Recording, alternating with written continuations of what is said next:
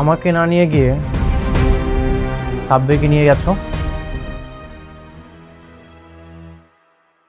অনেক, তুমি কিন্তু শুধু শুধু আসসালামু আলাইকুম। কেমন আছেন আপনারা সবাই? গরিব ঘরের রাজপুত্র নাটকের ২৩তম পর্বের সেই টান টান উত্তেজনাপূর্ণ সমাপ্তি আপনারা দেখলেন, কিন্তু প্রশ্ন হলো এরপর কি হবে?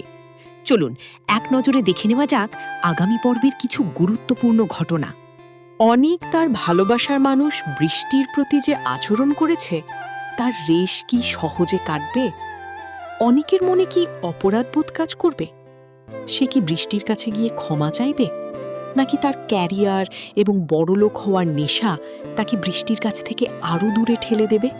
বৃষ্টি যে অনিককে নিঃস্বার্থভাবে ভালোবাসে, সে কি অনিকের এই আচরণ সহ্য করে যাবে, নাকি সে অনিকের মুখোশ খুলে দেবে?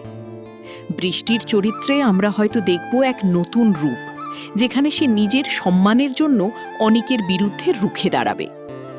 অনিক যে চিঠির কথা বলছিল, সেই চিঠিটা কি আসলেই কোনো ভুল বোঝাবুঝির সৃষ্টি করবে, নাকি এই চিঠি অনিক এবং বৃষ্টির সম্পর্কের মোড় ঘুরিয়ে দেওয়ার প্রধান কারণ হয়ে উঠবে?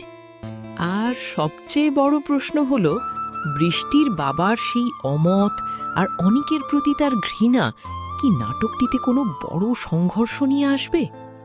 অনিক কি পারবে বৃষ্টির বাবার মন জয় করতে, নাকি তাদের প্রেম হয়ে পড়বে এক অসমাপ্ত উপাখ্যান? এই সব প্রশ্নের উত্তর জানতে আপনাদের অপেক্ষা করতে হবে নাটকটির পরবর্তী পর্বের জন্য। প্রতিটি পর্বের মতো এবারও আমাদের প্রিয় চরিত্রগুলো আমাদের কোনো না কোনো নতুন শিক্ষা দেবে। আর এই নাটকটি আগামীকাল রাত ঠিক ৮টায় আমাদের চ্যানেলে আপলোড হবে, তাই চোখ রাখুন আর জানাতে ভুলবেন না অনিক কি ঠিক করছে নাকি বৃষ্টি। আজকের মতো এখানেই বিদায়। সবাই ভালো থাকবেন, সুস্থ থাকবেন। আল্লাহ হাফেজ।